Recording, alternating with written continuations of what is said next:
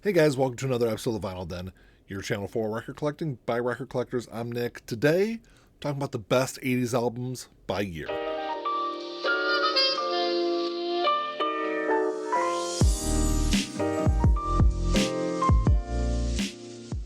There's a bunch of links down below. You got links for the Vinyl Den Facebook group, for the merch page, for the Spotify and Apple Music playlist that I put together every week, and the Patreon page. So make sure you check all that out. Like always, if you enjoyed the episode, make sure you give me a thumbs up, hit that subscribe button down below, and make sure you hit that notification bell so you're notified every time I release new episodes. I guess I should preface all this by saying music is very subjective. The albums I'm going to talk about is just my opinion. I'm sure people are going to leave comments saying, I can't believe you forgot this album, or I can't believe you ranked this album higher than this album. This is just my opinion. That's what the comment section is for. Make sure you let me know what you guys think are the best albums by year in the 80s. So a few of these years were really hard, especially 1980. There's a lot of great albums that came out in 80. You've got Glass Houses by Billy Joel. You got self-titled album from Iron Maiden, which I have to admit I was an Iron Maiden hater for a long time until I listened to their first two albums. Absolutely love the first two albums. Their first album, of course, is a classic. Blizzard of Oz by Ozzy, Ozzy's debut album. That's something that I definitely could have picked. Uprising by Bob Marley, another incredible album. I decided to go with Heaven and Hell by Black Sabbath. So this is the first album with Dio on vocals. And I grew up listening to the Ozzy era of Black Sabbath. And I never really gave the Dio era, or really any era, after Ozzy, any kind of real shot. And that is until a couple of years ago when they reissued Heaven and Hell. I finally listened to it. I was blown away by it. I would rank this album probably higher than, probably half of the catalog with Ozzy. I think 81 was a little bit easier of a year for me. You got Faith by The Cure, which I'm a huge fan of The Cure. I think it's one of their more underrated albums in their catalog. You got Tattoo You by the Rolling Stones, which I think is probably their last really good album. Ghost of the Machine by The Police is another classic album. Def Leppard High and Dry, Escape by Journey. I decided to go with Belladonna by Stevie Nicks. And this is another album where I didn't listen to this for a long time. I didn't listen to Belladonna until probably the very end of the 80s, maybe the early part of the 90s. I think it was, I did one of those Columbia House buy 10 cassettes for a penny or whatever it was, and I got Belladonna, and that's the first time I ever listened to it, and I've been hooked on this album ever since.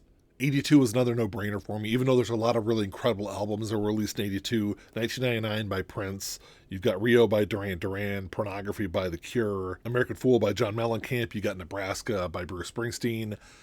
All incredible albums, all albums I could have picked had it not been for Thriller. Thriller, easily one of my favorite albums of all time. I grew up listening to this album. I think I've mentioned it on the channel a bunch of times here, though. I remember my very first memory as a kid is having one of those little plastic turntables sitting in my bedroom listening to Thriller. And it's an incredible album. I know a lot of people like to hate on this album because of how big and popular it's been over the last 40 years. But there's a reason why it's one of the best-selling albums of all time. 83 was kind of another hard year for me because there's a lot of really good stuff that came out. I don't think the quality wasn't quite as good as what it was in 82, but a lot of really good albums. You've got Synchronicity by The Police. You've got Let's Dance by David Bowie, which is my favorite David Bowie album of all time. Murmur by R.E.M. She's So Unusual by Cyndi Lauper, which of course is a classic. Sports by Huey Lewis and the News. Rebel Yell by Billy Idol. Bark of the Moon by Ozzy Osbourne. This pick for me might be a little controversial. I decided to go with Pyromania by Def Leppard. So I got into Def Leppard listening to Hysteria when it came out. Was it the late 80s when that album came out? And after Hysteria came out, I was a huge fan of that album. I love that album. And then I started listening to their older stuff. I listened to Pyromania first.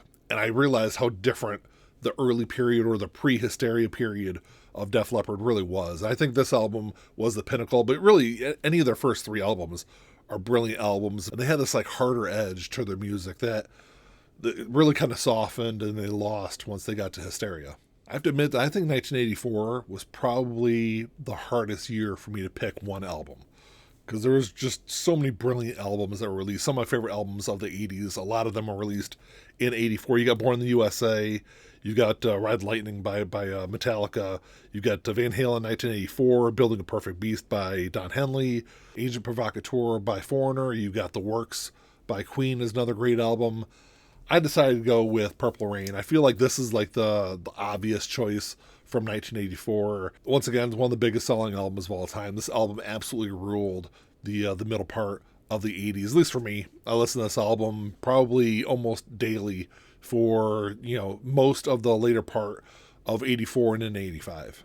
I think 1985 is another year where I might get a little pushback because I feel like 85 was kind of a weaker year, but I know a lot of people. There were some big albums that came out in '85 that I wasn't a huge fan of, and I think that my pick for '85, has a little bit of my own personal bias in there.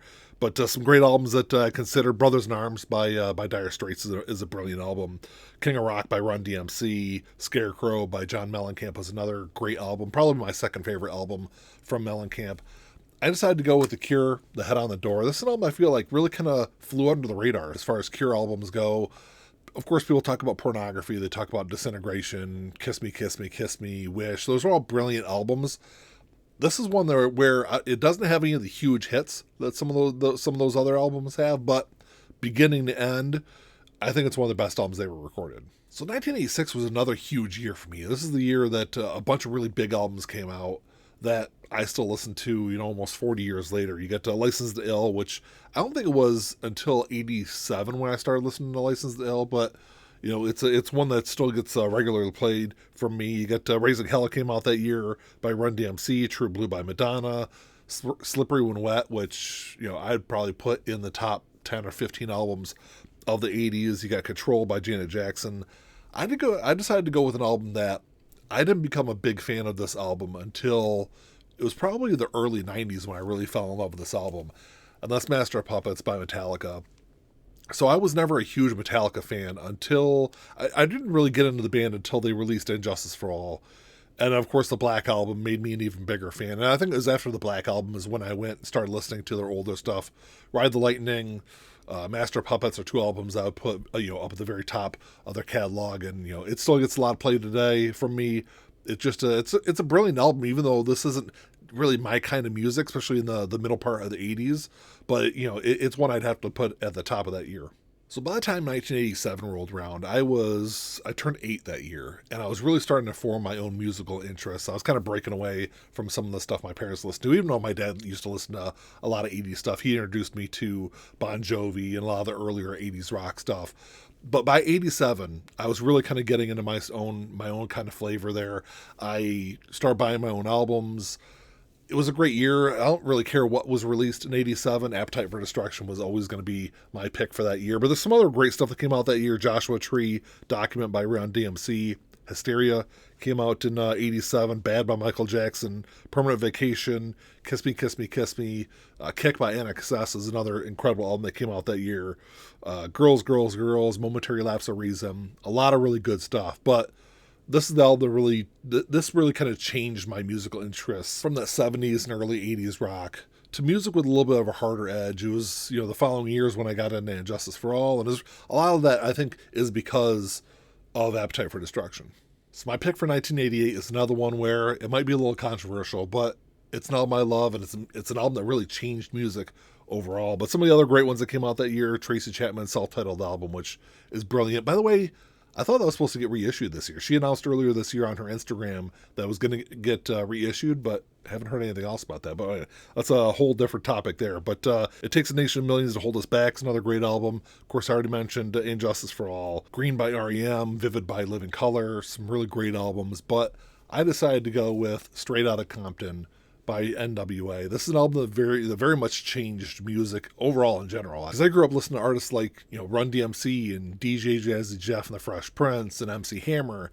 And this was definitely a very different kind of rap music. And it was really this album that turned me on to artists like Public Enemy.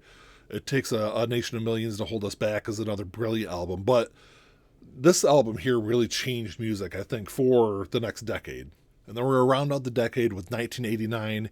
You got albums like Full Moon Fever that came out that year. Paul's Boutique came out that year. 3 Feet High and Rising, Like a Prayer. Freedom by Neil Young, which is an album that I didn't really get into until probably within the last 10 or 15 years.